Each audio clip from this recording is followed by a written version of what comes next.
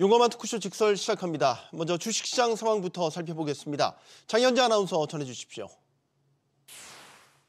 이 시각 시황입니다. 도널드 트럼프 미국 대통령이 관세 전쟁에 다시 불씨를 붙였습니다. 상호 관세를 발표할 계획이라고 밝히자 국내 증시 바로 흔들리고 있습니다. 다만 개장 후에 잠깐 2,500선까지 하회했었는데 일단 낙폭을 줄이고 있는 상황인데요. 코스피 0.17% 약세로 2,517포인트 가리키고 있고요. 코스닥도 0.12% 내려갑니다. 741선에서 움직임 보여주고 있습니다. 수급 상황 보겠습니다. 유가증권 시장 오늘 외국인이 팝니다. 465억 원의 매도 우위 기록 중이고 반면에 기관은 100억 원 가까운 매수 우위, 개인 역시도 400억 원 가까이 사자세 보여주고 있습니다. 코스닥 시장입니다. 코스닥 시장도 흐름은 대동소이합니다. 외국인만 팔고 있는데요. 현재 1,600억 원 가까운 팔자 포지션 취하고 있고요. 반면에 기관이 156억 원 매수 우위, 개인 역시도 1,500억 원 가까운 매수 포지션 취하고 있습니다. 시가총액 상위 종목 거래가 보시죠. 유가증권 시장, 지금 삼성전자가 상승 반전했습니다. 0.19% 오르면서 현재 거래가 53,800원이고요. 반면에 SK하이닉스는 1% 가까운 약세로 20만 5천 원에 거래되고 있습니다. 삼성 바이오로직스 전 거래일에 시가총액 3위로 올라왔죠. 현재 0.78% 약세입니다. 거래가는 115만 원대고요. LG에너지솔루션 0.3% 내려갑니다. 33만 5천 원. 현대차도 0.35% 약세입니다. 현재 거래가 19만 9,800원으로 집계되고 있습니다. 6위부터 10위입니다. 셀트리온입니다. 0.89% 약세로 현재 거래가 17만 8천 원이고요. 기아가 오늘 2.2% 내려갑니다. 현재 9만 4,300원대에 거래되고 있습니다. 반면에 지금 네이버가 시총 10위권 내에서는 그래도 강한 상승세 보여주고 있는데요. 2.8% 올라갑니다. 올해 인공지능 AI 서비스를 바탕으로 고성장이 예상되면서 증권가에서 목표 주가를 잇따라 상향 조정하고 있는 데 따른 것으로 보이는데요. 현재 거래가는 23만 2천 원으로 집계되고 있습니다. 반면에 삼성전자 우선주가 0.3%, KB금융이 0.12% 약세 보여주고 있습니다. 코스닥 시가총액 상위 종목도 함께 체크하시죠. 오늘 알테오젠 내려갑니다. 1.79% 하락하며 38만 4천 원대 거래가 되고 있고요. 에코프로비엠도 0.41% 약세 보여주는 가운데 HLB만 올라갑니다. 0.26% 상승하며 거래가 7만 6,800원입니다. 에코프로 1%대 약세로 5만 9,300원에 거래되고 있고요. 레인보우 로보틱스 최근에 주가가 굉장히 많이 급등했었는데 오늘은 그렇게 급등했던 만큼 또 지금 낙폭이 커지고 있는 상황입니다. 6% 가까이 내려가는데요. 현재 거래가 38만 6천 원입니다. 6위부터 10위도 함께 보시죠. 오늘 바이오 대표주들 전반적으로 부진한 모습입니다. 리가켄바이오가 1% 가까운 약세로 12만 6천 원. 삼천당제약도 5% 넘게 내려갑니다. 현재 거래가 19만 700원으로 집계되고 있고요. 클래시스가 1.7% 약세로 5만 1,700원에 거래되고 있습니다. 반면에 리노공업은 0.7% 올라갑니다. 21만 7천 원. 휴젤도 2.59% 강세 보여주고 있습니다. 거래가는 25만 7천 원입니다. 그럼 특징적인 부분들 체크해 보도록 하겠습니다. 오늘 로봇주가 전 거래일 시간 외 거래에 이어서 상승하고 있습니다. 테슬라가 휴머노이드 로봇 옵티머스 대량 생산을 위해서 대규모 채용에 나서는 등 준비를 본격화하고 있다는 소식에 관련주들이 시세 분출하고 있는데요. 유일 로보틱스 장 초반에 상한가였는데 지금은 상승폭이 조금 축소된 모습입니다. 23% 시세 분출하며 거래가 46,450원이고요. 시메스가 14.7% 올라갑니다. 45,850원. 더불어서 PIE가 22%대 급등세 보여주고 있습니다. 거래가는 7,180원입니다. 오늘 엔터테인먼트 쪽도 강합니다. 관세 이슈로 시장이 흔들리다 보니 피난처로 관세 영향이 적은 섹터로 매수세가 몰리는 모습인데요. 특히 엔터주는 올해 간판 아티스트들의 활동 복귀가 예고되면서 주목받고 있습니다. SM 오늘 실적 발표 예정돼 있는데 8.2% 상승합니다. 현재 거래가 9만 5천 원이고요. JYP 엔터가 4.25% 상승하며 8만 1천 원. 그리고 YG 엔터테인먼트 장 초반에 52주 신고가 돌파한 바 있습니다. 자, 그럼 환율 좀 보겠습니다.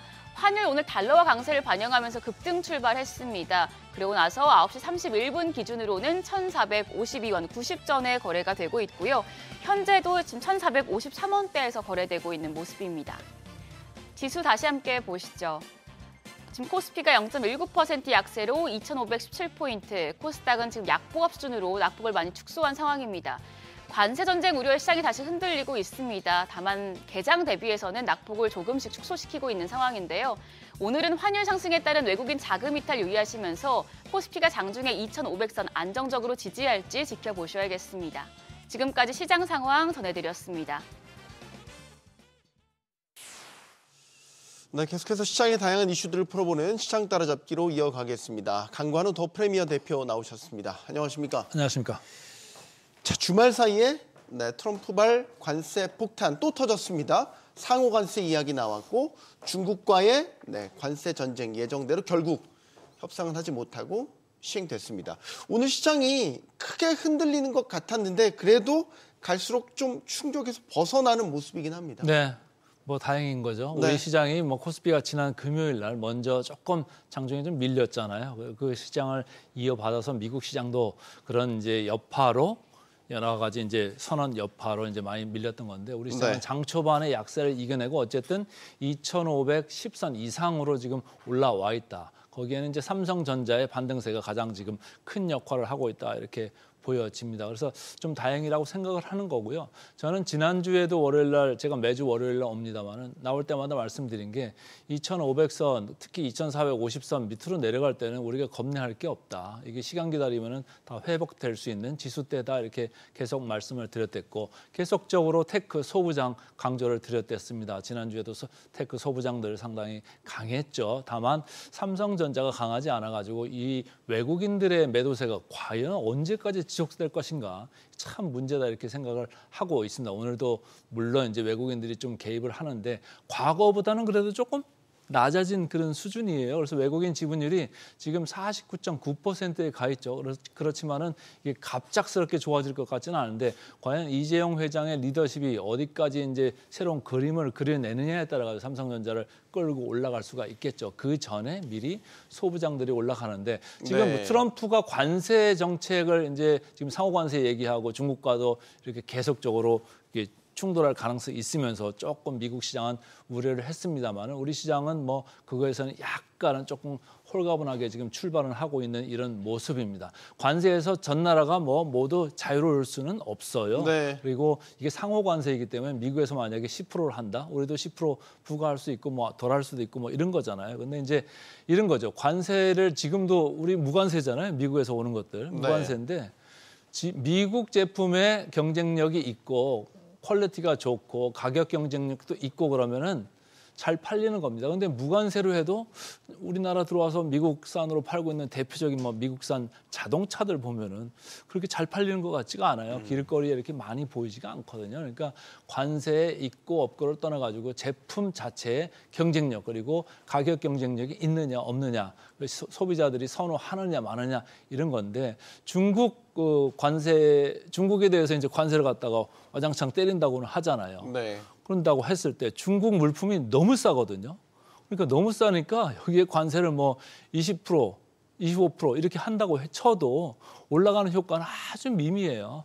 물론 이제 미국 기대 인플레이션에 미치는 영향이 좀 클 수가 있죠. 네. 거기서 지금 3% 4% 했던 시카고 기대 인플레이션율이 지금 4.4%대로 거의 1%포인트가량 확 이렇게 올라가 버렸거든요. 그러니까 네. 수입 관세를 이렇게 매기다 보면은 지금 유효 관세율이 거의 2.4%에 불과한 건데 이게 10%에서 12%까지 올라갈 수 있어요. 그러니까 인플레가 당연히 올라가겠죠. 근데 그거 누가 냅니까? 미국 소비자들이 내는 거예요. 개별 회사들이 내는 게 아니에요. 수출 회사들이 내는 게 아니고 미국 그 소비자들이 살 때 그걸 지불하는 거다. 그러니까 인플레이션 압력이 있다. 그거 하나 빼고는 사실은 교역에서 크게 영향받을 수 있는 부분은 이렇게 생각보다는 크지는 않다 이런 생각을 개인적으로는 해보고 있습니다. 과거에도 트럼프 1.0 시기에도 중국의 관세 때린다고 해가지고 전 세계 시장에 난리를 쳤잖아요. 네. 그럼에도 불구하고 중국은 계속적으로 미국으로 가는 수출 물량들이 줄지가 않아요. 그리고 소액 결제로 하는 것들은 엄청나게 지금 인터넷 쇼핑 같은 거 많이 늘어나고 있잖아요. 네. 우리나라에 들어오는 것도 쇼핑 물량이 어마어마하게 늘어나잖아요. 다 뭡니까? 가격이 너무너무 싸요. 그리고 홍보성 광고 이렇게 오는 거 보면 퀄리티가 너무 좋아요. 그래서 이런 거를 관세를 20%, 30% 때린다고 해도 안 살 수가 없는 소비자 수준인 거예요. 왜? 국내산하고 너무 가격 차이가 많고 질 차이도 많이 나고 그러기 때문에 말이죠. 네. 그래서 이거는 어쨌든 정치적인 이슈로 뭐 장기화될 가능성은 있습니다만은 그 트럼프는 캐나다나 멕시코와의 협상에서 보여줬듯이 단기간에 딱 속전속결로 이렇게 하고 싶은 건데 중국은 지금 거기에 맞대응을 좀 덜하는 편이죠. 부분적으로만 관세 대응을 하면서 조금 만만디라고 하잖아요. 네. 좀 천천히 가면서 그러니까 중국의 그 패에 오히려 미국이 역으로 걸려들 수 있다. 이런 우려도 지금 영국의 파이낸셜 타임즈가 한 바 있거든요. 그래서 이게 조금 단기간 이슈가 아니고 장기간 이슈다. 다만 물가에 주는 영향은 조금 우려가 된다. 그래서 우리 시장도 그 점은 조금 우려를 하고 있습니다. 하지만 아까 말씀드린 대로 2,450선, 2,500선 이렇게 좀 밀려 내려간다고 보면은 반발 매수세도 언제든지 들어올 수 있는 국면이다. 이렇게 보고 있습니다. 네, 계속해서 코스피 낙폭을 줄이는 모습이에요. 일단은 지금 나오고 있는 관세 부과라든지 정책에 대해서는 우리한테 직접적으로 미치는 건 없거든요. 근데 만약에 정말 한국을 대상으로 한 관세 정책이 발표가 된다면 그건 충격이 있지 않을까요? 한국을 직접적으로 관세를 한다면 조금 이제 임팩트는 있겠죠. 네. 단기적으로 임팩트는 있겠는데 예를 들어 이런 걸 한번 얘기를 해보자고요. 미국에서 HBM 수출 제한을 막 걸고 해도 최근에 딥시크 나온 거 보면 중국에서 어느 경로를 통해서라도 이걸 사가지고 가잖아요. 네. 필요한 사람은 이렇게 사거든요. 그래서 한국의 제품 경쟁력이 있다라고 했을 때는 그걸 사는 미국 소비자들은 언제든지 있을 수 있다는 거고 한국만 특정해가지고 엄청나게 관세율을 높이 때리는 거가 아닌다고 하면은 뭐 일본하고 우리나라하고 똑같이 미국 들어가는데 10%씩 관세를 얻어맞는다라고 했을 때는 네. 뭐 바뀌는 게 없는 거잖아요. 상대적인 거로 기준으로 해서는. 그래서 크게 염려할 거는 아닌 것 같다. 다만 이제 관세 정책을 이렇게 때리는 그 기저에는 바깥에서 만들지 말고 미국 들어와서 만들면 우리 관세 안 때리고 여기도 뭐 좋아지고 하니까 여기 다 들어와 가지고 공장 지어라 이런 얘기잖아요. 그러니까 지금 뭐 그런 거에 정책의 일환 아니겠느냐. 초반에 장기적인 포석에서 그런 걸 먼저 때리고 네. 뭐 세수도 법인세가 조금 인하주는 거 그거 정도로 충당할 정도로 이제 상호 관세는 이제 지금 들어가는 정도. 그 정도에서 뭐 끝나지 않겠네. 여기서 아주 보복적으로 뭐 50%, 100% 이렇게 때리는 그런 관세 정책으로, 관세 전쟁으로 번지는 이런 거는 좀 없을 거다 이렇게 개인적으로 보고 있습니다. 그 핵심은 이제 미국과 중국 간 무역 협상이 어떻게 되느냐가 관건 아니겠습니까? 아직 타결이 안 됐죠. 그래서 상호 관세와 보복 관세가 일단은 추가적으로 더 부과가 됐고 영실기에서 발효가 됐죠. 근데 만약에 미중이 타결을 짓는다면 1차 무역 협상 때처럼 그러면 이제 우리 증시도 그런 리스크는 걷어지는 것 아니겠습니까? 그럼 지금 2,500선 초반대에서 지금 더 위로 좀 점프업을 할 수 있는 계기도 마련되지 않을까? 어떻게 보십니까? 지금 이제 부정적인 불확실성들이 많이 우리 시장, 뭐 전 세계 시장도 마찬가지입니다만은 저는 세 가지 3대 불확실성이 좀 들어가 있다 이렇게 보는 거예요. 첫 번째는 방금 앵커께서 지적하신 트럼프의 관세 정책과 관련된 불확실성. 이거에 대해서 상당히 물음표가 크잖아요. 네. 이것 따라 왔다 갔다 하고 있고.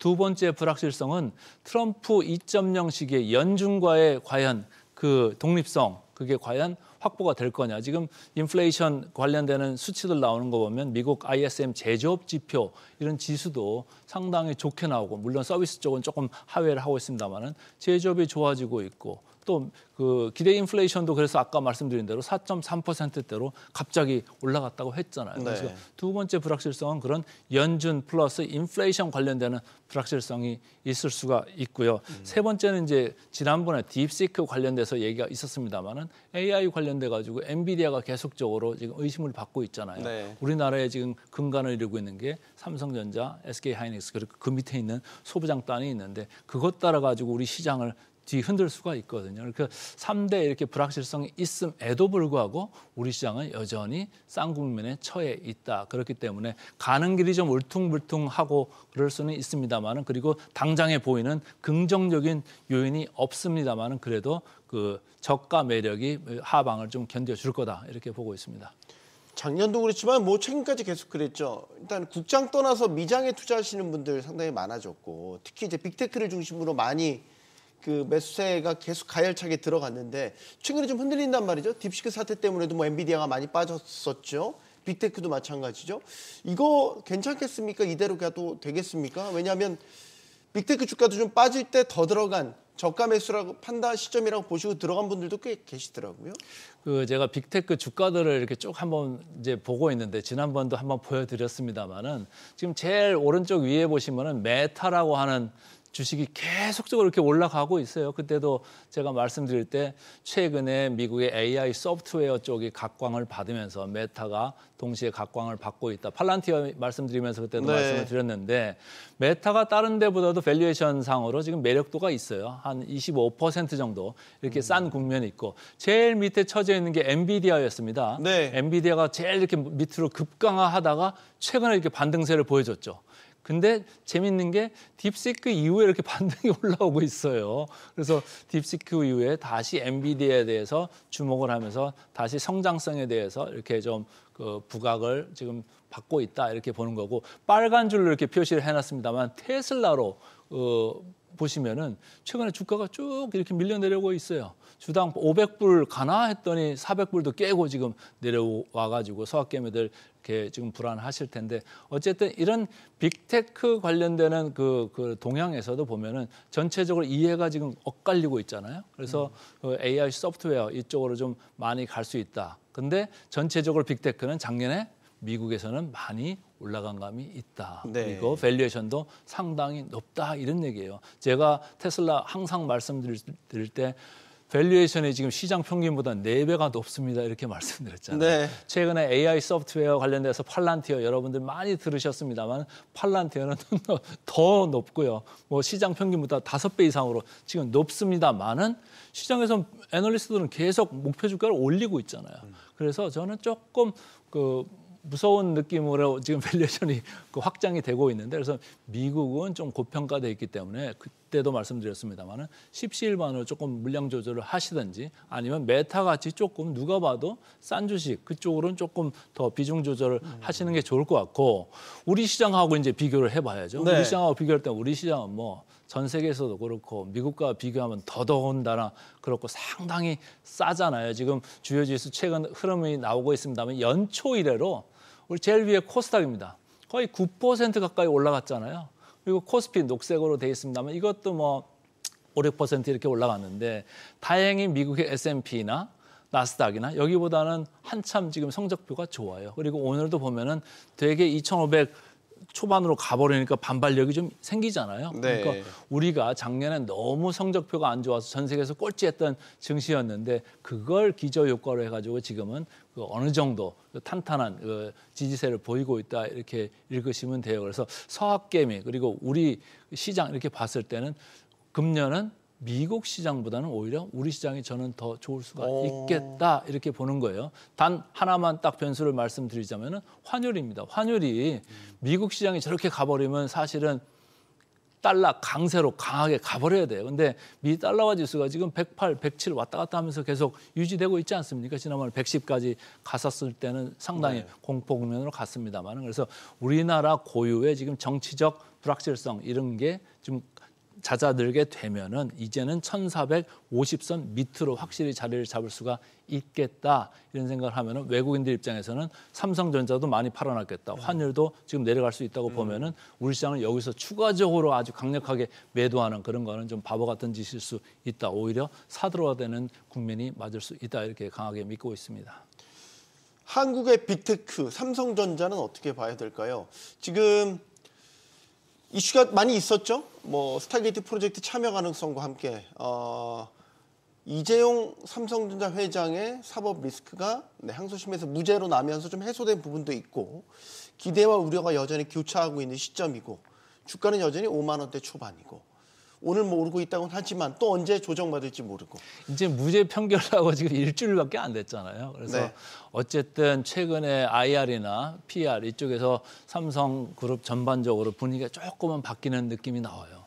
2월 3일 날 이렇게 무죄 선고를 받고 나서 그 다음날 당장 뭐 샘 얼트만하고 손정희 회장하고 이렇게 다 만나는 그런 것들이 다 세상에 공개가 되고 이렇게 되잖아요. 네. 그래서 스타게이트 프로젝트에 들어가니 많이 그런 거에 대해서 이제 협의가 있고 또 뭐 오픈 AI에서는 뭐 삼성의 스마트폰에다가 자기들 오픈 AI 이제 아주 그냥 뭐라고 할까 디폴트 값으로 그냥 갖다 넣어놓자 이런 생각도 이제 논의를 하는 것 같은데 어쨌든 신성장 쪽에 그 방점을 두고서 이재용 회장이 움직이지 않을 수가 없는 거고요. 그거 플러스 해가지고 최근에는 또 삼성전자 독자적으로 또 유리기판 쪽으로 가겠다 이런 얘기도 나오잖아요. 그러니까 이전까지 안 나왔던 뉴스들이 그 재판을 뒤로 해가지고 긍정적인 뉴스들을 지금 쏟아내기 시작하는 거거든요. 네. 근데 이제 일주일 정도 지났기 때문에 앞으로 어떤 이제 긍정적인 뉴스가 나올지는 모르겠습니다만 주가는 먼저 달릴 수도 있어요. 사실 지금 주가면으로 보면은 딴 거에 비해서 상당히 지금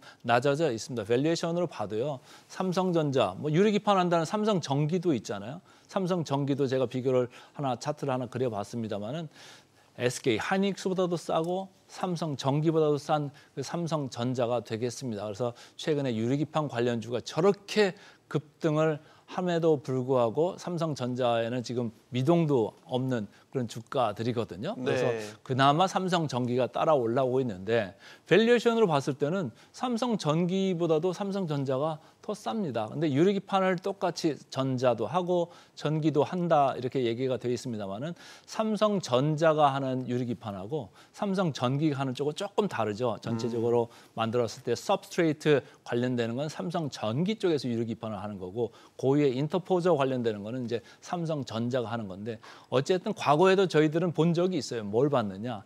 삼성전기가 네. 뭘 만들고 삼성전자가 뭘 만든다고 했을 때 그룹 차원에서는 밸류를 어디로 몰아줄까요? 전자 쪽이죠. 네. 그러니까 전자 관련되는 긍정적인 뉴스가 그 재판일 전에는 그렇게 많이 나오지 않았는데 앞으로는 긍정적인 뉴스가 좀 나올 수가 있다. 거기에다가 삼성전자 이재용 회장한테 이제 리더십의 그 뭐라고 할까요? 그런 그거를 좀 발광되게 이렇게 만들어줄 수 있다 이렇게 보고 있고요. 실제적으로도 뭐 최근에 뭐 몇 년 동안 지금 그 하만 인수한 이후에 큰 건의 M&A가 없었잖아요. 그래서 이런 큰 건의 M&A도 아니면 큰 건의 뭐 스타게이트로 들어가든지 이런 투자건들이 발표가 될 수가 있다라고 보면은 시장은 그런 게 확실해지기 전에 미리 뭐 expectation 그러니까 기대감이죠. 기대감에 먼저 달릴 수는 있다. 물론 이제 뭐 여기서 뭐 강력하게 올라가는 그런 국면이 나오면 좋겠습니다만은 일단은 팔 만큼은 팔았다. 지금 삼성전자는 빈집이다. 이렇게 말씀드릴 수 있습니다. 한국의 인터넷주들이죠. 네이버, 카카오 양대 축인데 주가는 참 작년에 부진했고 여러 성장성에 대한 한계 이런 문제점들에 부딪혀서 뭐 소위 국민주에서 문제 아들로 전락했었는데 요즘에 좋은 소식 많아요. 카카오는 오픈 AI와 전략적 제휴, 네이버는 매출도 10조 원대를 넘겼지만 이해진 의장, 창업주가 복귀를 했습니다. 이건 뭔가 솔깃한 내용 이 두 기업 모두 갖고 있는 것 같아요. 주가가 얘기를 해주죠. 네. 네이버 주가 올라가는 거 보고 카카오 주가가 올라가는 거 확실한 보면서 반등을 보여주고 있긴 하네요. 이게 네. 조금 분위기 달라졌네 이런 생각을 이제 할 수가 있는 거예요. 제가 녹색으로 이렇게 표현을 했습니다만은 미국에서 무슨 흐름이 있든지 간에 아랑곳하지 않고 지금 네이버는 먼저 주가를 이렇게 뽑고 있어요. 이 뽑고 있는 거는 금방 말씀해 주실 때 말씀하신 수익성이 지금 회복이 되고 있는 이런 그림이 나오고 있고 카카오도 계속 잠잠하다가 최근에 주가를 뽑고 있습니다. 여기에 이제 도화선이 된 게 금방 말씀하신 오픈 AI와의 협업 네. 이런 게 이제 이슈가 됐던 건데 급기야는 이제 이해진 이제 창업자가 지금 7년 만에 돌아온다는 뉴스가 떴잖아요. 마찬가지예요. 삼성전자도 이 회장님이 거기다가 이제 리더십을 발휘해가지고 끌고 가겠다 이런 얘기인 거고 네이버도 창업자가 돌아오면서 여기를 다시 그 창업자가 돌아온다는 얘기는 뭐예요? 대주주기 때문에 뭐 의사결정에 있어서 결정을 확실히 지어줄 수가 있잖아요. 물론 이제 최수현 대표가 있습니다만은 결국은 현 경영진하고 이렇게 조화롭게 하면서 뭔가 뚫고 나갈 수 있는 우리가 글로벌 경쟁자들에서 지금 약간은 뒤처져 있지만은 그걸 좀 그 리딩을 할 수 있는 뭐 아니면 견줄 수 있는 그런 상태로 갈 수 있는 것까지 빨리 가야 되겠다 이런 걸 하는 거예요. 네이버에서 이제 클로버 X라는 거를 이제 출시를 한 지가 꽤 됐잖아요. 써보셨어요? 저는 하이퍼 클로버요? 하이퍼 클로버. 네, 저는 써봤습니다. 네, 써보는데 네. 제가 생각했던 그 수준하고는 아직은 좀 차이가 있는 것 같아요. 특히 뭐 다른 챗 GPT나 뭐 다른 거랑 이렇게 쭉 보면은 아직은 차이가 있는 것 같은데 그런 걸 이제 밖에서 보다가 야 이게 글로벌적으로 견주어 봤을 때 이게 과연 경쟁력이 있는 거냐 이런 생각을 했을 수도 있잖아요. 그런 거에 이제 착안을 해가지고 이제 의장도 돌아오는 것 같은데 어쨌든 네이버, 카카오 둘 다 최근에 주가는 좋다. 저는 단점은 좀 있는 것 같아요. 제가 보면은 밸류에이션 같은 경우를 좀 보면은 지금 먼저 뻗어 나온 감이 있고 특히 카카오는 여전히 비싼 국면에 가 있다 이렇게 저는 보고 있어요.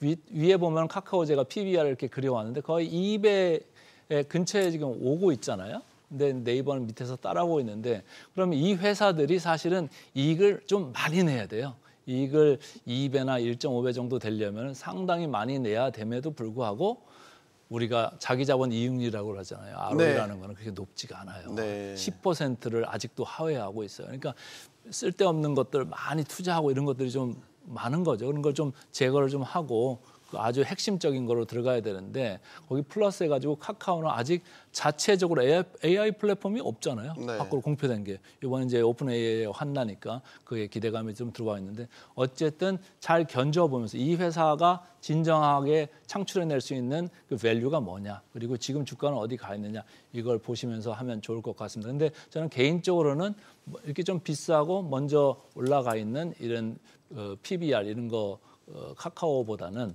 네이버가 조금 더 견실하게 지금 이익도 받쳐주고 있고 유해진 의장도 들어오면서 뭔가 추가적인 뉴스 모멘텀이나 플로우도 좋아질 수 있다 이렇게 개인적으로 좀 보고 있습니다. 알겠습니다. 시장 따라잡기 여기서 마무리하겠습니다. 강관우 더 프리미어 대표와 함께했습니다. 고맙습니다. 고맙습니다.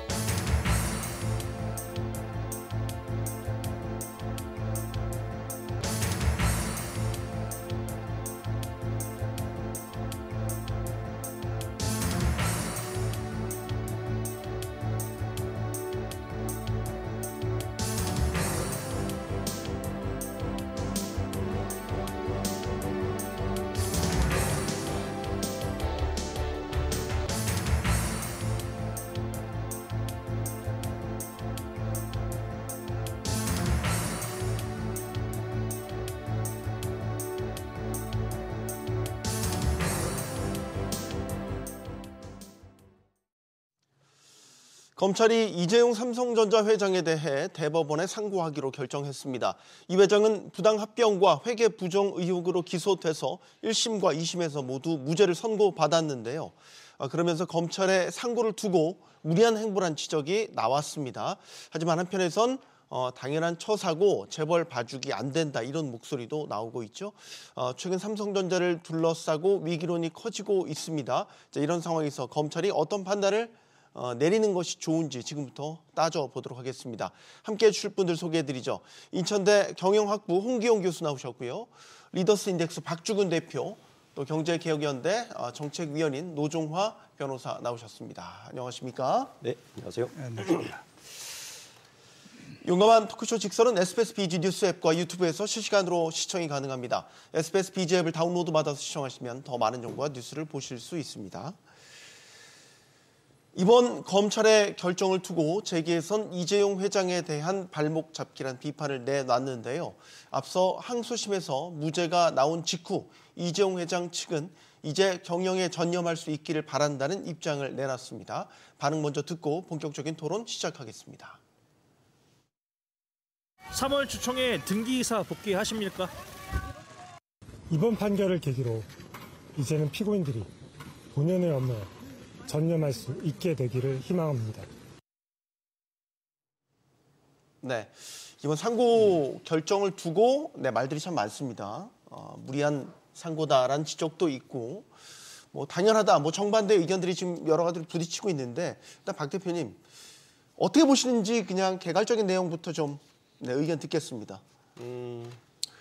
가장 쟁점은 지난해 여름에 있었던 행정법원 판결이었죠. 네. 그거 배치된 판결이 나와서 법조계에서도 뭐 저는 전문가는 아니지만 좀 의아했었는데 문제는 어쨌든 삼성전자의 위기가 더 본질적인 문제인 것 같습니다. 과연 이렇게 해서 무죄가 돼서 복귀한다고 해서 삼성전자의 위기가 이것으로 해결될 수 있을 것인가가 저는 무슨 관심 사항이고요. 네. 법적인 문제는 전문가들이나 뭐 상고를 했기 때문에 법리 판단을 하겠지만 특히 이번 그 무죄 판결에서 저는 가장 아쉬웠던 게 검찰에서 법원에서 판단할 때 증거 능력이 없다는 것이 가장 아쉬운 부분이었습니다. 네. 저 오랜 기간 동안 5년 가까이 했던 동안 증거 능력이 부족했다는 게 좀 넌센스였고, 그리고 행정법원의 판결과 배치된다는 것도 조금 넌센스인 게 제 개인적인 입장입니다. 홍 교수님께도 의견 듣겠습니다. 2018년 11월에 이게 그 고발이 되고 한 2년간 수사하고 그건 4년 이상 지금 2심 이제 끝나고 해서 한 거의 7년째 이렇게 얼마나 많은, 또 이재용 그 회장도 100번 이상 그런 이 승계 문제 때문에 법정에 출두하고 이렇게 오랜 검토를 해왔던 겁니다. 앞에 여러 뭐 행정법원의 그런 판단도 있긴 했습니다만 그걸 다 포괄해서 나온 내용이 그래도 무죄다 하는 겁니다. 일부 우리 회계학 적으로 얘가 이 여러 가지 사건 중에서 거의 30% 정도 차지하고 판결문에서도 내용상으로도 30페이지를 써 있는데 회계학에서 약간의 오류가 있어도 중요한 측면에서 볼 때 원칙 중심에서는 경영자의 판단에 의존하게 되어 있습니다. 그러한 그 회계의 기본 원리를 반영을 해서 이번에 판결이 무죄 판결로 나온 것으로 그렇게 보입니다. 네, 이번 상고 결정이 있기까지 상고심의위원회도 소집이 됐고 상고 의견을 냈습니다. 법조계에서는 근데 이를 두고도 좀 말들이 많은 것 같아요, 변호사님. 네. 네. 상고를 하느냐 마느냐는 결국에는 그 항소심 판단의 법리적 판단이 정당을 했는지, 즉 옳고 옳은 판단이었는지 여부를 따져서 결정을 하는 것이지, 사실 법률적으로 볼 때 이 판단이 사후적으로 미칠 효과나 경제적인 어떤 파급 효과 이런 거를 고려하는 거는 뭐 적절치 않다고 생각을 하고요. 그래서 시간이 오래됐지만 한 10년 전에 우리 사회를 떠들썩하게 했던, 그리고 결과적으로 보면 전 대통령을 탄핵까지 이르기까지 했던 이 승계 작업의 실체를 정확히 판단을 하기 위해서는 어느 정도 상고를 통해서 그 항소심의 법리적 판단이 타당을 했는지, 정당했는지, 그리고 그 법리적 판단 전제하에 이렇게 밝혀진 그 실체적 진실은 얼마나 그 정말 그 사건의 전체적인 실체와 부합을 했는지를 한 번 더 판단을 받아볼 필요가 있다고 생각을 합니다. 그런데 왜 이게 기계적인 상고다라는 일각의 비판이 나오는 거죠? 그러니까 뭐 실효적으로 의미가 없다라는 지적도 있는 것 같아서 이게 이제 1, 2심과 3심, 즉 대법원에서 판단하는 거는 좀 다르죠? 판단하는 기준 네, 자체가 맞습니다. 다른 네. 거죠? 법률심이라고 이제 하는데 네, 맞습니다. 차이를 좀 설명해 네, 주시겠어요? 그래서 항소심까지는 이른바 사실심이라고 해서 아까 잠시 나왔던 대로 이재용 회장이 직접 이제 그 법정에 출석을 해서 본인의 의견과 이런 것들을 다 항변을 하고 또 주장을 하고 하지만, 이제 대법원부터는 법률심이라고 해서 당사자가 직접 출석하지 않아도 됩니다. 그래서 뭐 일각에서 우려하는 대로 이렇게 계속 경영에 차질이 발생하는 거 아니냐라고 하는 거는 조금 과도한 우려라는 생각도 들고요. 그래서 법률심이기 때문에 이제 항소심에서까지 판단한 어떤 사실관계를 다시 다투는 것은 아니지만 또 법률적으로 보면 그 사실관계를 정확하게 판단하기 위해서는 아까 대표님께서 말씀하신 대로 그 증거 능력에 관한 법리적 판단 그리고 또 여러 가지 쟁점에 대한 법률적 판단에 관한 전제하에 어떤 사실관계를 평가하는 것이니 이번 상고심에서 한 번 더 그 법률적인 판단, 그 법리적인 부분에 대한 판단을 다시 한번 좀 따져볼 필요가 있다 이렇게 봐야 될 것 같고 네. 뭐 기계적인 상고라고 보기는 뭐 제 생각에는 어려운 것 같습니다. 네. 우리 시청자들께 이해를 돕기 위해서 만약에 대법원 상고에서 무죄 판결이 뒤집힌다면 그 다음 절차는 어떻게 되는 건지도 설명을 간략하게 부탁드립니다. 네. 대법원은 법률심이기 때문에 말씀하신 대로 대법원에서 예외적인 경우도 없진 않지만 원칙적으로는 유죄다 무죄다를 정확하게 판단할 수는 없습니다. 네. 그래서 이 판단은 법리적으로 좀 문제가 있으니 항소심 그 사실심인 항소심에서 이를테면 서울고등법원에서 다시 판결을 해봐라라고 해서 이른바 파기환송을 시킵니다. 파기환송 하급심으로 다시 내려간다는 뜻이죠. 네, 맞습니다. 네. 그래서 그 파기환송심에서 만약에 말씀하신 대로 대법원 상고심에서 유죄 취지의 판단으로 파기를 환송을 했으면 네. 그 대법원 판단이 그 파기심의 판단에 따라서 이제 그 서울고등법원 파기환송심에서 다시 판단을 하게 되는 것이죠. 그럼 만약에 파기환송심에서 다 가정입니다만 파기환송심에서 이재용 회장 측이 패소했어요. 1, 2심의 결과와 달리 유죄 판결이 났다. 그러면 삼성 측, 즉 이재용 회장 측은 다시 대법원에 상고도 할 수 있는 거고요. 절차적으로 보면 그렇습니다. 절차적으로 보면 그렇다. 자, 저희 토론 보시는 분들의 이해를 돕기 위해서 법 절차적인 부분을 좀 설명을 드렸습니다. 결국 이 재판의 발단은 과거로 10년 전으로 거슬러 올라갑니다. 제일모직과 삼성물산의 합병, 여기서부터 이제 시작을 해야 됩니다. 네. 다시 시작을 해보죠. 네. 당시 합병을 두고 참 말들이 많았습니다. 온당한 합병인지, 합병 비율은 적정했는지 말이죠. 네. 그때 어떤 이야기들 나왔습니까? 어떤 부분에 관전 포인트를 갖고 봐야 되겠습니까? 뭐 10년 전의 일이기 때문에 진짜 여러분들이 좀 다시 환기를 하려면 삼성그룹의 지배구조의 핵심은 삼성전자입니다. 네. 네. 삼성전자의 대주주는 삼성생명과 삼성물산입니다. 그런데 공교롭게도 이재용 회장은 당시에 삼성전자의 지분이 없었습니다. 0. 몇 %밖에 없었죠.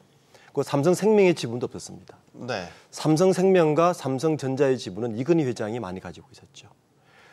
그런데 삼성물산이 삼성전자의 2대 주주였는데 이재용 회장은 당시에 사실은 에버랜드로 시작하는 지분밖에 없었어요. 근데 에버랜드의 이 지분을 가지고 삼성그룹 전체의 지배권을 갖기 위한 일련의 일이 계속 있었죠. 그 첫 번째 일이 뭐냐면 에버랜드와 제일모직을 합병을 했습니다. 그래서 제일모직을 확보를 한 거예요. 이 제일모직을 가지고 이제 삼성전자의 지배권을 확보를 하다 보니까 결국에는 삼성물산과 제일모직을 합병을 해야 삼성전자의 지배권을 그나마 확보할 수 있는 거였기 때문에 삼성물산이 보유하고 있는 삼성전자 그렇죠. 지분에 대한 그러니까 삼성물산과 제일모직을 합병을 하면 삼성물산이 가지고 있는 삼성전자의 지분을 확보할 수 있는 거죠. 그렇죠. 예, 그래서 제일모직과 삼성물산을 합병하는 과정에서 지금 이 사건이 터진 거죠. 핵심은 이거죠.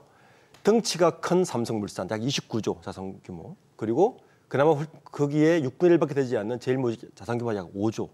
이 두 개를 합병하는데 이재용 회장은 제일모직의 지분을 가지고 있었으니까 제일모직의 지분 가치를 1로 보고 삼성물산을 0.35로 두는 어떻게 보면 반대의 결과를 가지고 9조짜리와 29조를 합치는데 9조짜리는 1을 주고 29조짜리는 0.35를 주면서 무리한 합병을 시도한 것이 이 사건의 발단이 됩니다.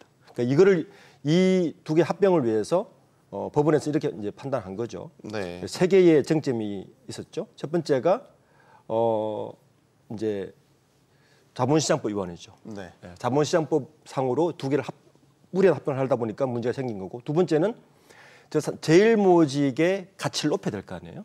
이 가치를 높이기 위해서 삼성바이오로직스를 분식하겠다. 이게 아까 행정법원 소송했던 그게 그 외부감사법 위반이 되는 것이고, 네. 세 번째가 삼성물산 주주들에게 손해를 끼친 게 아니냐. 이게 업무상 비임죄가 됩니다. 이 세 가지 큰 갈래로 이 사건이 진행되는 거죠. 지금 이제 우리 박 대표님이 말씀해 주신 거는 이 합병의 이 배경이 경영 승계를 위한 배경이다라고 보는 시각인 겁니다. 근데 사실 1심과 2심에서는 이런 관련된 혐의들에 대해서 다 무혐의 판결을 내렸단 말입니다. 이건 이제 경영상의 판단이라는 관점에서 또 다른 해석이 가능한 거겠죠, 교수님? 이 그 합병이나 여러 가지 경영 결정에서 이러한 그 지배력을 변동하기 위한 목적이 설사 있더라도 네. 그건 경영 전략적 차원이고 그 자체가 위법은 아닙니다. 다만 그러한 지배력 변동을 하는데 위법적 수단을 사용했다면 그것이 이제 이 문제가 되는 것인데 지금 이 사건에서 이번에는 중요한 게 뭐냐 부정회계로 이뤄서 이런 합병 비율을 변동시키고 그렇게 해서 더 어느 특정한 기업 예를 들면 제일모직이 삼성물산을 더 많은 이 지배력을 인정해 줄 수 있는 그런 가치 평가를 했다 그렇게 보는 건데 이 시장 가격은 제일모직은 규모상으로는 매출액 규모나 자산 규모는 작습니다. 그러나 그 당시에 이익은 많았고 그런데 그런 것들은 왜 그러냐 하면 이 제일모직이 바이오 산업에 투자한 지분이 상당하기 때문에 네. 제일모직 자체로의 규모는 작아도 미래 가치가 주가에 미치기 때문에 삼성바이오로직스가 잘 되면 제일모직이 잘 될 거로 보고 제일모직의 주가가 높았던 겁니다. 그래서 삼성물산보다 제일모직이 가치가 있다고 보고 합병 비율이 정해진 건데 그러면 제일 중요한 핵심은 결국은 뭐냐? 부정회계가 있었느냐? 이것이 핵심이고 이 부정회계에 대해서는 지금 우리 국제 기준은 우리나라가 만드는 게 아닙니다. 우리나라의 법은 뭐냐냐? 우리나라 법은 국제 기준을 따른다라고만 써 있을 뿐이 있거든요. 근데 국제 기준에 문제가 되면 국제위원회에다가 다 의뢰를 해서 의견을 받아서 그것대로 처리하는 것이 회계법인입니다. 기본적으로는. 우리나라 해석 안 해줍니다. 그런데 이거를 우리나라 법원이 해석하겠다는 거거든요. 국제 기준을. 그래서 이것이 지금 문제가 있고 2심에서 그래서 뭐냐 국제 기준은 국제 기준 나름대로의 원칙이 있고 그러한 중요성의 원칙 그다음에 원칙 중심의 회계 이런 것들을 따르는 거에 대한 그 자체가 잘못된 것은 아니다라고 보고 일부 오류가 있더라도 중요성의 관점에서 오류가 너무 부차적이라면 이것은 회계적으로 큰 문제가 되지 않는다고 보고 이번에 이제 무죄를 나온 것이고 행정법원에서 일부 오류, 공시성의 오류 등 일부가 있는 것도 다 인식을 했고 2심에서는 네. 그럼에도 불구하고 기업회계 기준, 국제 기준에 의해서는 우리가 무죄로 보기는 어렵다라고 본 겁니다. 왜냐하면 그 경제적 실질을 반영하는 것이지 회계의 목적, 경위가 어떻느냐가 기업회 기준에 중요한 건 아닙니다. 경제적 실질이 잘 왜곡되지 않고 잘 반영이 됐다면 우리 국제 기준에는 기본 원칙에 의해서 잘 됐다고 봐서 그런 면에서 반영이 잘된 좀 판단이었지 않았나 저는 보고 있습니다만 상고에 이르게 됐습니다. 결국 삼성바이오로직스에 대한 가치 평가를 어떻게 하느냐에 따라서 합병 비율부터 이 합병의 정당성 다 얽혀 있단 말이죠. 변호사님께도 의견 듣겠습니다. 네, 일단은 이제 법률적으로 또는 사후적으로 판단을 할 때는 목적과 수단이 이렇게 구별해서 목적이 정당했는지 또 수단은 타당했는지 공정했는지 이렇게 판단을 하게 되지만 이게 실질적으로 보면 목적과 수단이 그렇게 명확하게 우리 세상에서 구별되지 않는다고 생각을 합니다. 그래서 수단도 역시 목적에 의해서 영향을 받고 그렇기 때문에 목적의 정당성이 항상 중요하고 또 법률적으로 보면 이 수단이 적정을 했는지를 그 어떤 행위들이 범죄 행위에 해당하는지 여부를 판단할 때 중요한 게 결국은 고의성이 있느냐. 그렇기 때문에 결국에는 이 합병의 목적이 중요한 거라고 생각을 하고요. 또 결과적으로 그리고 뭐 법률적인 이야기를 떠나서 우리 모두가 지금 이제 우리 자본시장이 정말 신뢰할 만한 시장이다. 그리고 밸류업을 정말 해야 된다라는 이야기를 하는데 그러려면 많은 투자자들에게 우리 대기업 집단은 그리고 우리 자본시장은 지배주주의 승계 작업을 위해서 그렇게 임의로 합병을 하는 시장이 아닙니다. 그렇게 할 수 있는 기업이 아닙니다라는 거를 보여줄 수 있고 그걸 신뢰할 수 있게끔 해줘야 되는데 그렇기 때문에 지금이라도 이 합병의 목적이 정말 그 주된 목적이 승계 작업에 있었는지 아니면 삼성 측에서 주장하는 대로 그렇게 시너지를 위해서 한 것이 정말 맞는지에 대해서 명확하게 판단을 내려줘야지 이게 투자자들이 한국 시장을 그래도 믿고 이렇게 투자를 할 수 있겠구나라는 걸 보여줄 수 있다고 생각을 하고요.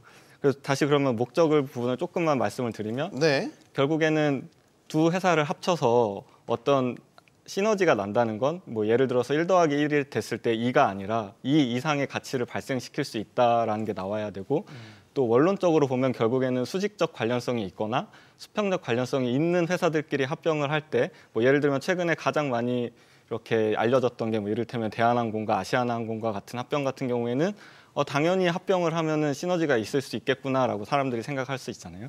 근데 당시 삼성물산 같은 경우에는 건설업 그리고 뭐 이외에 주요 사업들을 하고 있었고 제일모직 같은 경우에는 의류업과 그리고 자회사에서 말씀하신 대로 바이오라는 신사업을 추진하고 있었기 때문에 관련성을 사실 찾기가 상당히 어려웠고 또 투자자들이 믿기가 조금 어려웠던 것 같습니다. 물론 그렇다고 해서 시너지가 아예 전혀 없다 그렇게 단정을 할 수는 없지만 그때 결국에는 중요한 게 그러면 주된 목적이 아까 대표님께서 말씀하신 대로 사업적 관련성이 아니라 그 지배주주 이재용 회장을 위한 승계 작업에 있었던 것이냐 이 부분이 판단이 돼야 되고 네. 뭐 결과적으로 보면은 사후적으로 볼 때 그 누구보다 큰 지배권 획득이라는 이익을 본 게 이재용 회장인데 우리 법원에서 이 합병의 주된 목적은 승계 작업이 아닙니다라고 판단을 했을 때 국내의 많은 투자자들이 그 판결을 보고 과연 이 한국 자본시장을 믿고 투자할 수 있느냐 저는 그런 우려 지점에서 반드시 상고심에서 정확한 판단을 내려야 한다 이렇게 생각을 합니다. 네. 결국에는 왜 합병했냐로 다시 또 돌아가게 돼요. 결국에는 합병의 목적이 뭐냐. 일단 법원에서는 이게 경영 승계를 위한 합병이라는 데에 대해서 입증을 못했다라는 거잖아요. 근데 이제 일각에서 의구심을 분명히 갖고 있는 것입니다. 그렇죠. 여전히 해소되지 않은 미스터리입니다. 모든 것을 법률적 판단으로 해석할 것인가 아니면 상식이나 주주들 입장에서 할 것인가. 저는 주주들 입장에서 한번 이야기를 해볼게요. 당시에 제일모직과 삼성물산이 합병할 때 삼성물산의 보도자료를 다 저도 받고 굉장히 언론에 많이 나와 있습니다. 네. 심지어는 의식주 회사라는 말까지 있었어요. 네. 근데 결과는 9조짜리 회사와 29조짜리 회사를 합쳐서 총 40조짜리 회사가 탄생했는데 주가는 10년 전과 지금 비교하면 딱 반토막 나 있습니다. 오늘 기준으로 한 12만 원 정도, 10년 전에 24만 원 정도. 일단 주가가 말을 해주고 있고요. 그러니까 우리가 주주 자본주의는 아주 상식적으로 명쾌합니다.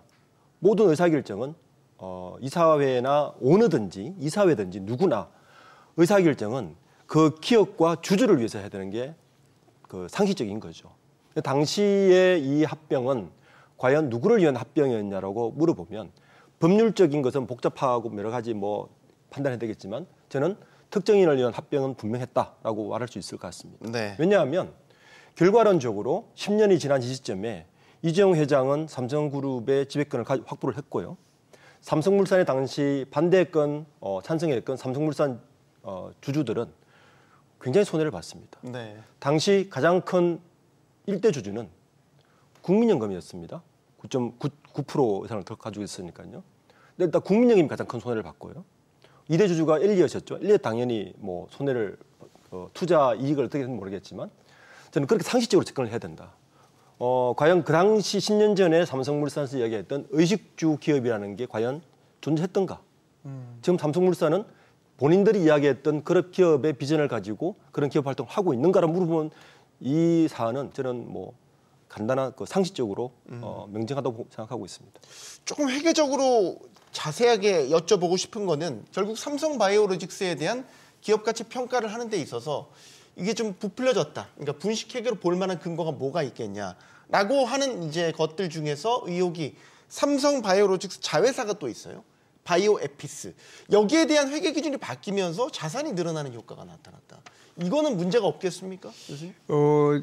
지금 이제 문제 거는 분들은 이제 문제가 있다고 보는 거고, 네. 저 같은 사람은 제가 회계학 학자로서 네. 봤을 때는 문제가 없다고 이제 보는 겁니다. 예. 그래서 그 당시에 고발하기 전에도 한 2년여간 그 감리를 하면서 정부가 하면서 오락가락한 게 있습니다.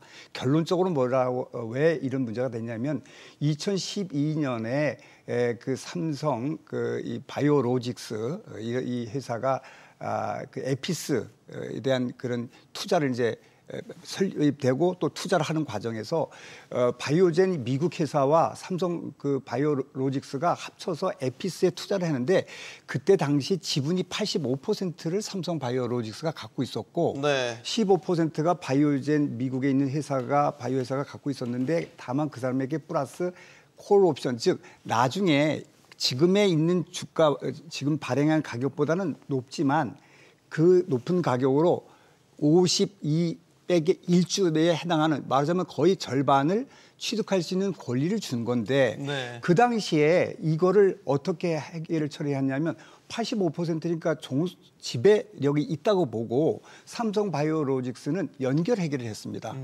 그런데 정부는 최종적으로 뭐라 그랬냐? 콜 옵션도 지배력이 있다. 그래서 우리 회계학에서 말하면 지분법 회계를 하라는 겁니다. 두 개가 대등한 공동기업이라고 본 거예요. 공동지배. 그래서 여기서 문제가 된 건데 우리 회계학 그 기업회계 기준 뭐냐냐? 콜옵션을 줄 당시는 지배력이 없다는 겁니다. 경제적 실질이 있을 때만 내가격 상태가 있고 그래서 지배력이 인정되는데 아니 회사를 설립하는 날 서로 사인을 하는데 나는 85 가질게 너는 15% 가져. 그러면 너는 지금 가격보다 조금 플러스 더 된 가격으로 살 권리가 있어. 그런데 나는 85, 쟤는 15인데 어떻게 이 지배력이 이 회사는 그걸 인정하지 않고 그래서 삼성 바이오로직스는 85가 있으니까 내가 주인이다. 지배력이 있다 해서 연결 해결했는데 이게 아니라는 겁니다. 여기서부터 틀려가지고 이렇게 나올 거고 바이오젠 미국 회사도 뭐라고 하냐 공시를 했어요. 아 이거에 대한 핵심적 지배력 있는 데는 삼성 바이오로직스다. 이렇게까지 한 거를 정부가 뒤죽박죽 아니다. 그게 맞는 것 같아. 아니야, 그거 틀린 것 같아. 두 번이나 번복을 하면서 이런 과정을 거쳐왔었던 것이고 그래서 나중에 2015년도에 가가지고 이 그 에피스가 거기가 뭐냐면 신약 개발하고 그런 회사입니다. 그때 신약에 성공을 한 거예요. 여러 가지 이제 판권도 확보가 되고 그래서 경제적 실질이 올랐다고 보고 오르게 되면 콜옵션의 지배력을 인정하도록 회계 기준에 써 있어요. 그런 과정에서 했기 때문에 그러면 회계 변경을 내면 어떻게 되냐? 그 당시에 시가로 다시 평가하게 돼 있습니다. 그랬더니 4조 원이 된 겁니다. 회계 변경을 하니까 회계 변경 안 하면 그냥 가는데 회계 변경을 하게 되면 회계 기준에 의하면 국제 기준에 의하면 새로 평가하게 돼 있어요. 그랬더니 2,900억이 4조 8천억이 늘어났다고 그걸가 뻥튀기 한 부정회계라고 한 거예요. 회계 기준에 따라서 했는데도 불구하고 일반 사람들이 너 갑자기 2,900억 어디 4조 8천억이 됐어. 그것도 미리미리 안 하거나 뭐 왜 등등 안 했냐. 근데 여러 가지 검토한 결과는 이 2심에서는 문제 없다. 기업회 기준대로 잘 따랐기 때문에 문제 없다고 지금 본 겁니다. 그리고 회계학자도 그렇게 이제 판단한 건데 이제 이게 지금 이제 논란이 되고 있었을 뿐이다. 이렇게 보겠습니다. 그렇게 차이가 많이 나는군요. 이 네, 콜옵션을 행사하기 전과 후에 대한 판단을 어떻게 하느냐에 따라서. 네. 그래서 뭐 지금 교수님께서 너무 잘 정리를 해주셨고 전문가 입장에서 그런데 결국에는 회계적인 전문 지식이 없는 투자자들이 그 회계 정보를 보고 신뢰하고 의사결정을 할 수 있느냐 일단 거기에 먼저 우리가 포인트를 둬야 된다고 생각을 하고요. 그럼 회계 정보를 어떻게 작성하느냐를 조금 원론적으로 생각하면 당연히 어떤 거래가 먼저 발생을 하고 그 거래를 어떻게 회계 정보로 표현을 해야지만 그 경제적 실질을 충분히 표현할 수 있느냐 투자자들에게 보여줄 수 있느냐 그렇게 가야 된다고 생각을 합니다. 그러니까 이를테면 지금 교수님께서 잘 정리해 주셨지만 지금 가장 쟁점은 삼성 바이오로직스가 삼성 바이오 에피스에 대한 지배력을 계속 유지를 했느냐 아니면 지배력을 상실했느냐인데요.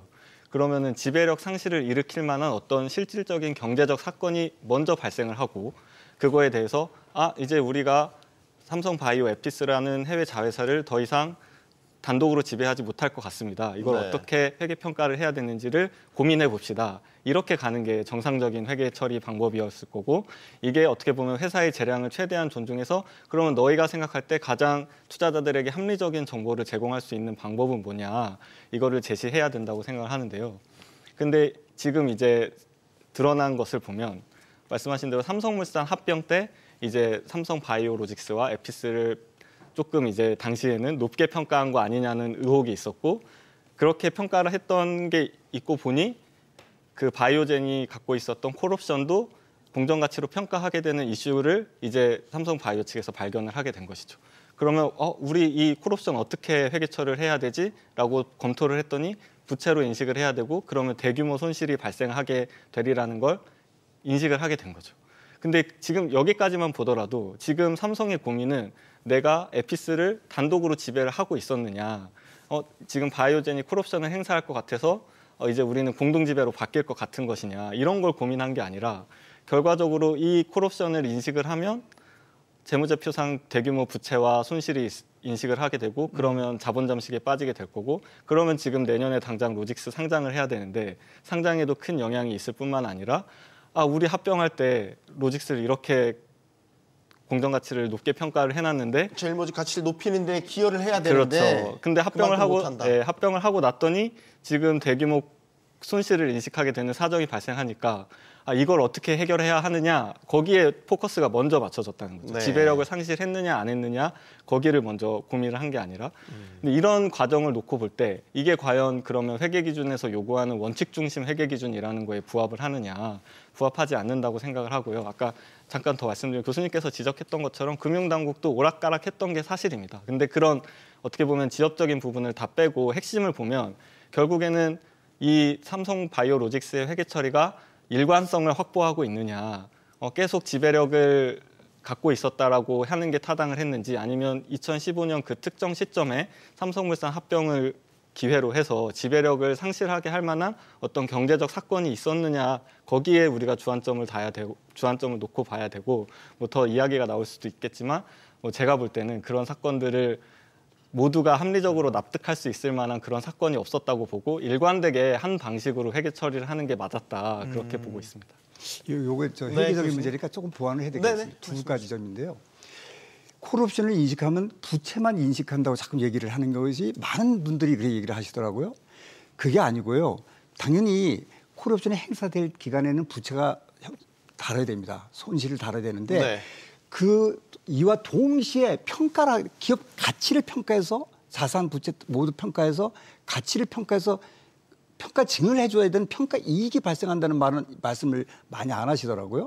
따라서 손실과 동시에 평가 이익을 동시에 다뤄야 되기 때문에 자꾸 콜옵션 행사가 있을 동안에 발생하는 그 손실분에 대한 부채 인식만 얘기하고 자산 인식을 얘기를 안 하는 거예요.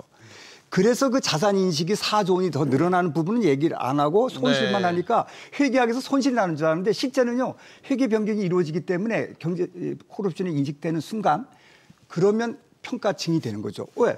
아니 지금 신약이 개발됐는데, 따라서 평가 이익에 대한 부분을 많은 그 전문가라는 분들이 회계학적으로 설명을 안 하시는 것 같다 하는 것, 그것이 하나고, 두 번째는 뭐냐면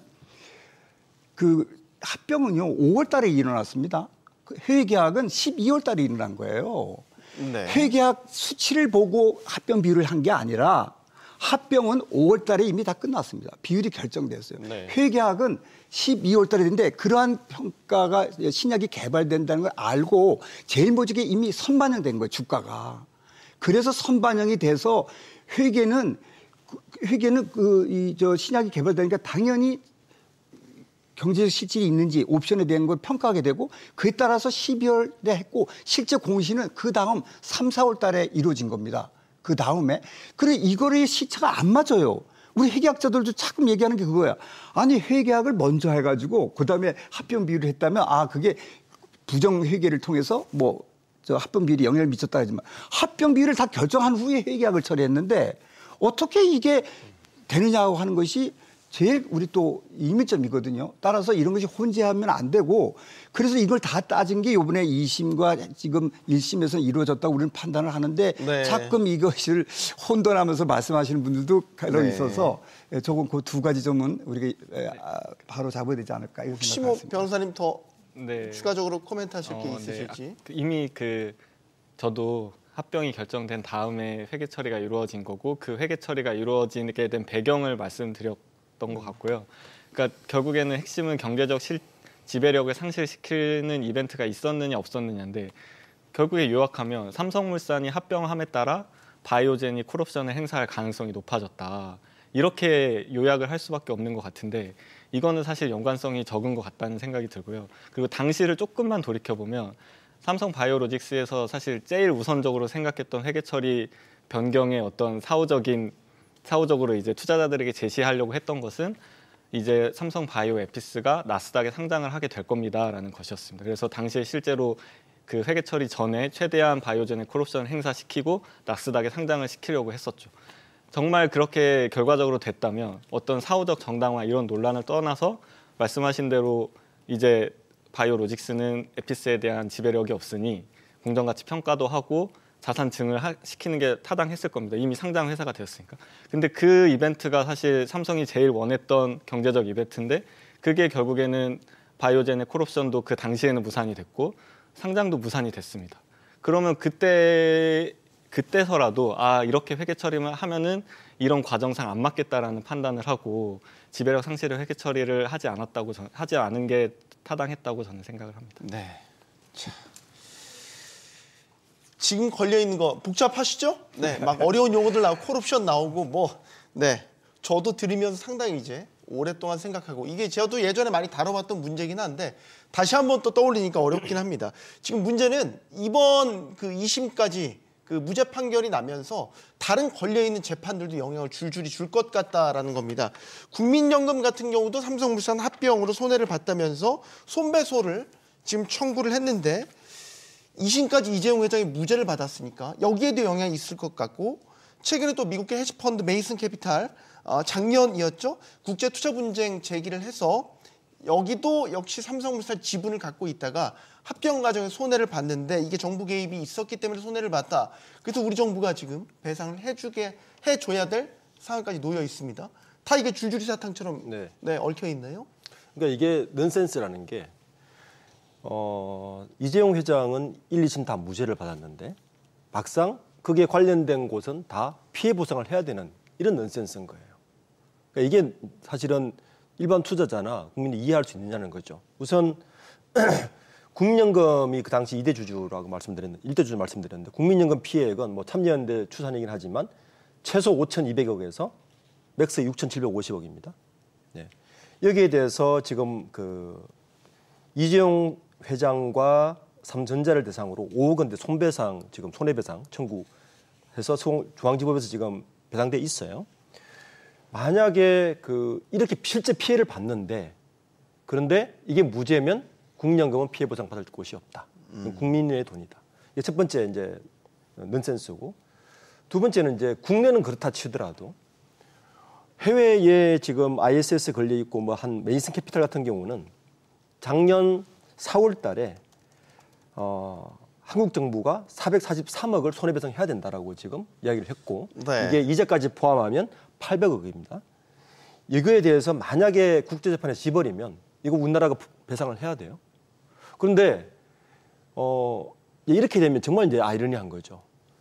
이 죄를 원죄를 지었던 분들은 다 무죄인데 국민연금도 손배소 패소해서 국민연금 손해를 감수를 해야 되고 외국의 메이슨 캐피탈도 우리가 국가에서 손해배상을 해야 된다는 이런 아이러니가 발생하는 거죠.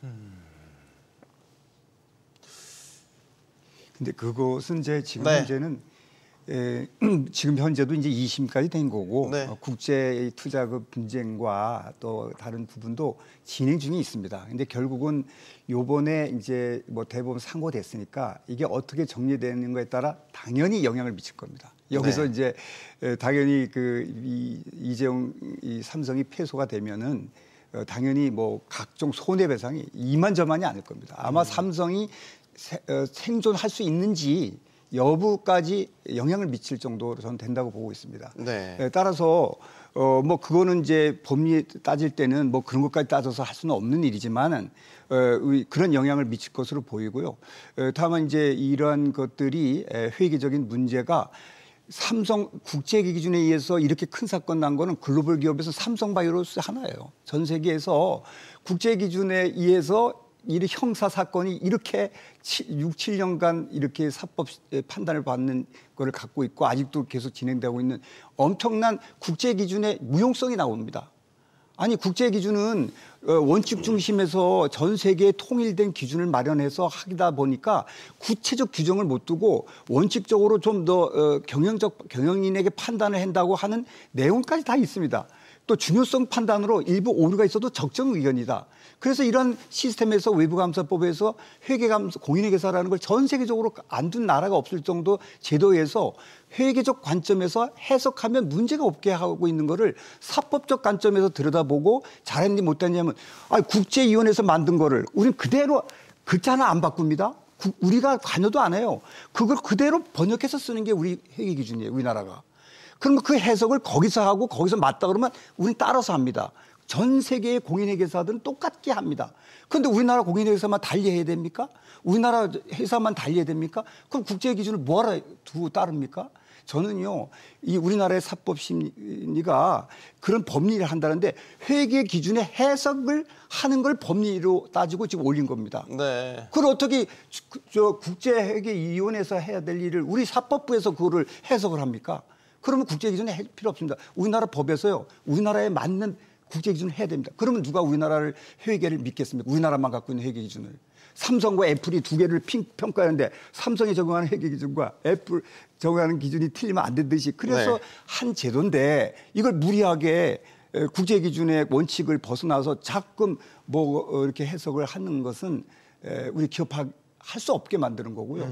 국제에서 글로벌 기업으로 성장할 수 없게 될 수도 있다. 따라서 이거는 방금 국제 심각하게 말씀하셨는데 봐야 되지 않나 이렇게 봅니다. 이 방금 말씀하신 메이슨 캐피탈과 엘리엇은 이 국제 기준의 ISDS에서 제기해서 손해를 벌써 인증받은 상태입니다.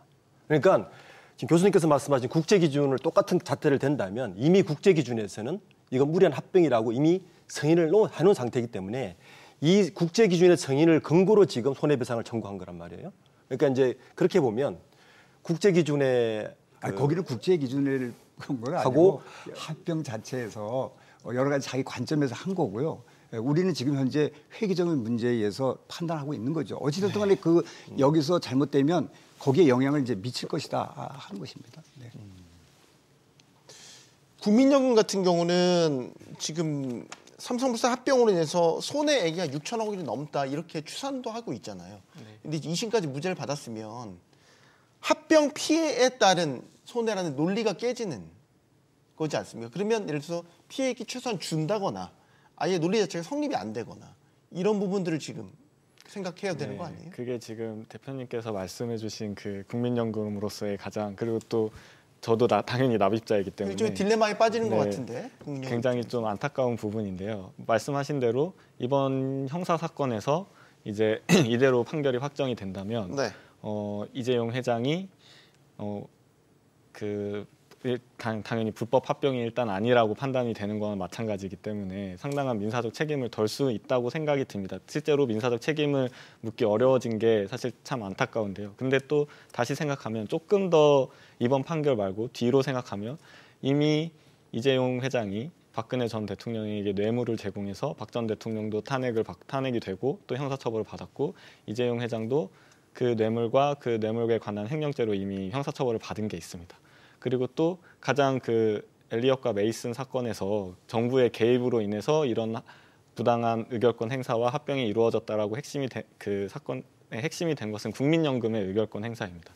그러면 국민연금이 왜 의결권에 어느 정도 삼성물산 대주주로서 손해를 보는 게 예상이 됐음에도 불구하고 찬성 의결권을 행사했느냐를 보면 결국에는 거기에 외압이 행사돼서 국민연금이 어쩔 수 없이 찬성 의결권을 행사한 것이다라는 게 어느 정도 또 다른 형사 판결에서 드러나 있습니다. 그렇다면 이런 걸 종합해 보면 이번에 이재용 회장이 무죄 판결을 받았다고 하고 이게 그대로 유지된다고 하더라도 과연 정말 아무런 책임이 없느냐. 그리고 경제적으로 보면 이 사건 합병으로 인해서 가장 큰 지배권 강화라는 수혜를 입은 것은 이재용 회장 본인이신데 법률적으로 구상권이 가능하냐 안 하냐는 말씀드린 대로 기존의 판결도 있으니 거기서부터 아예 자유로울 수도 없다라는 생각도 들고 또 그것과 별개로 어느 정도 또 책임을 지는 모습을 어느 정도 보여줘야 되는 게 아니냐라는 생각을 하고 있습니다.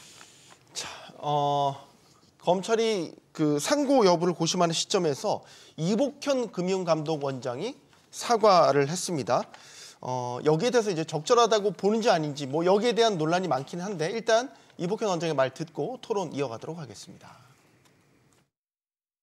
법원을 설득할 만큼 충분히 단단히 준비되어 있지 결과적으로 못 탔다는 점에서 이유 여를 불분하고 국민들께 사과드리겠습니다.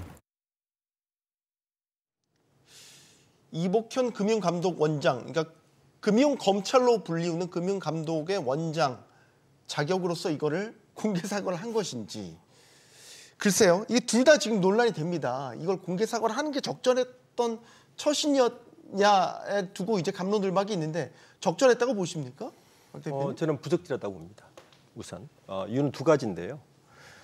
저 자리에서 이복현 금감원장은 이 뭐라고 그랬냐면은 주주가치 보호 실패 사례 등을 막기 위해서 자본시장법을 이야기해서 저 자리에 나왔어요. 그러면서 삼성전자 이번에 사과문을 발표했단 말이에요.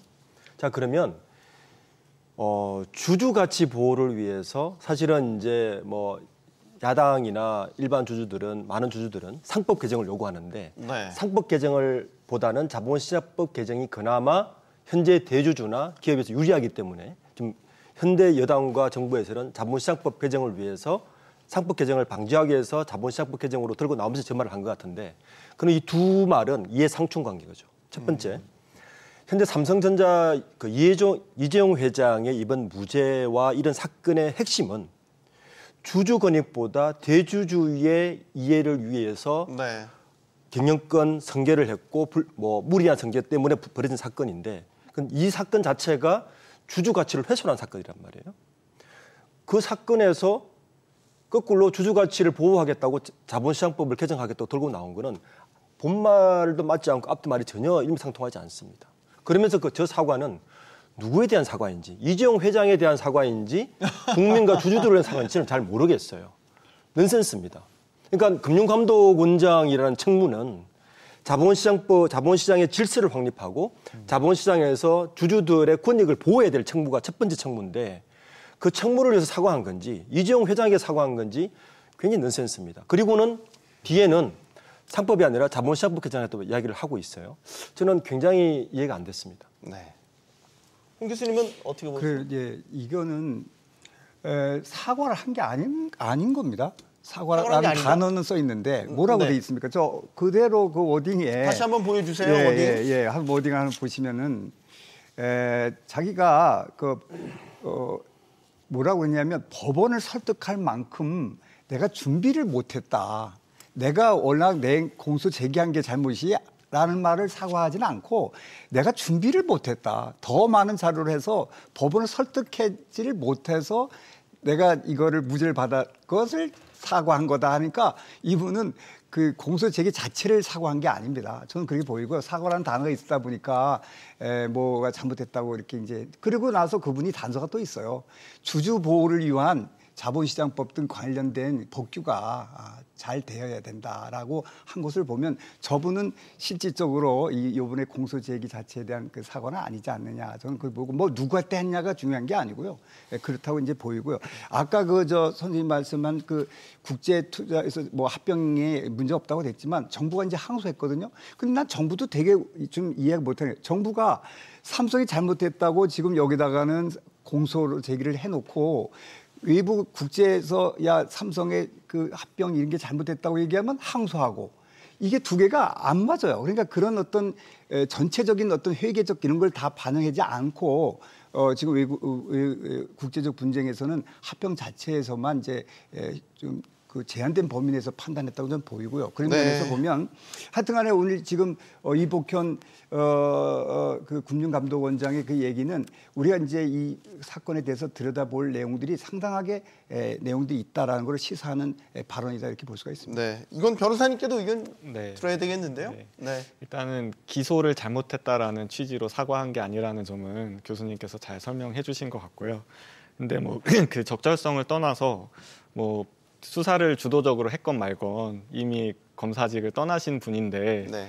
이제 와서 이렇게 사과를 하는 것이 뭐 시기상 뭐 본인이 그 현재 있는 위치상 적절하진 않았다는 생각이 들고, 뭐 상고를 앞두고 괜한 논란을 자초했던 것 같습니다.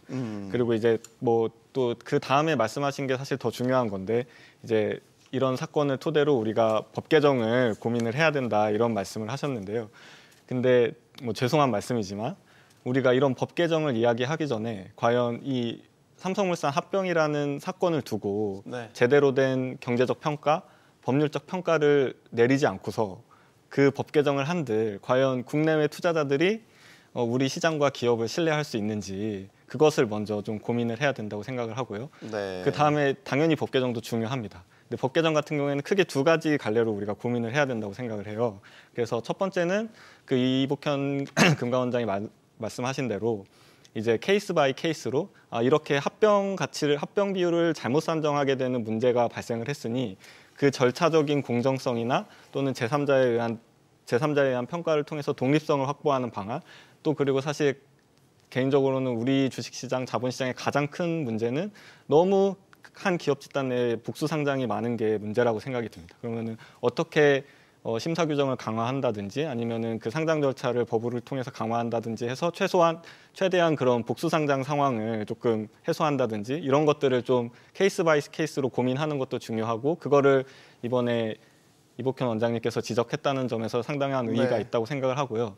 그 다음으로는 우리가 정말 이제는 민사적으로 이렇게 많은 주주들에게 큰 손해를 입힌 사건이 있으면 사후적으로라도 민사적으로 그 손해를 입힌 것에만큼 또는 이재용 회장이 얻은 이익만큼 손해를 배상할 수 있게끔 하는 어떤 법률적인 토대를 마련하는 게 중요하다. 그래서 단순히 케이스 바이 케이스로 자본시장법 개정만 이야기할 게 아니라 조금 민사적으로 조금 사후적인 책임 보전 이런 것들을 강화함으로써 그렇게 되면 오히려 이렇게 형사적인 논란은 더 줄 수 있다, 이렇게 생각을 또 합니다. 네.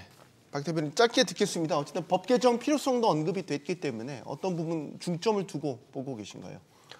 저는 자본시장법 상법을 두고 자본시장법 개정은 꼼수라고 생각하고 있습니다. 우선 지금 정부에서는 이번 자본시장을 살리고 싶고 소액 주주들은 잡고 싶고, 그런데 법 개정이 요구되니까 상법은 너무 무리한 것 같고, 그래서 꼼수로 자본시장법을 들고 나온 것 같은데, 우리 자본시장이 이야기하고 있습니다. 지금 서학개미라는 이름으로 다 우리나라 시장을 떠나고 있습니다.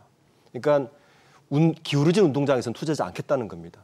그러니까 이 시장에서 아직까지 이런 꼼수 법안 정도로 개정을 해서 우리나라 자본시장을 밸류업시키겠다, 저는 넌센스라 봅니다. 할 거면 확실하게 상법 개정을 통해서나 앞으로 이런 특정 주주를 위한 합병이라든지 분할이라든지 그리고 재상장이라든지 복수상장이라든지 이런 걸 막기 위해서는 상법 개정 우선이고요. 자본시장법 개정으로는 저는 분명히 한계점이 있다고 생각합니다. 네, 오 교수님께도 짧게 듣겠습니다. 네, 우리 이번에 이제 상법 개정이 회사의 임원들의 이사의 책임이 회사의 책임이 아니라 주주들에게도 책임을 진다 하는 면을 이제 강조했고, 그러면서 이번에 정부안은 다 모든 기업에 그렇게 할 수는 없고 상장 기업만이라도 그렇게 하자 하는 것이 있습니다. 그래서 그런 면에서 보면 바람직한 면이 없지 않아 있고요. 또 한편 우리 회계적인 문제가 국제적인 그러한 사건으로 가지 않도록 그 회계 기준의 적용과 해석에 있어서의 절차적 과정 이런 것들을 좀 더 명백하게 해서 이것이 그 앞으로도 계속 분쟁이 되지 않도록 하는 그런 법제의 보완도 상당히 좀 필요하다는 것을 이제 느끼게 됩니다. 그래서 국제회계 기준을 따르고 있는 우리나라의 선도적인 그러한 국가로서는 그러한 것이 아주 중요하다 이렇게 보이고요. 이것이 아무쪼록 우리 기업들이 경영을 하는데 합병을 하든 이런 경영에 장애 요인이 되지 않도록 하는 그런 것을 줘야지 이번 사건 때문에 경영자들이 위축되고 경영자들이 경영 전략 하에서 장기적인 비전에서 나가자 하는데 발목이 되지 않는 그런 상태가 되기를 바라겠습니다. 알겠습니다. 제일모직과 삼성물산의 합병, 적법한 합병이었는지 아니면 승계를 지원하기 위한 불법성이 있었는지 논란 끝에 다시 한번 법의 판단을 받게 됐습니다. 용어만 토크쇼 직설 마치겠습니다. 시청해주셔서 고맙습니다.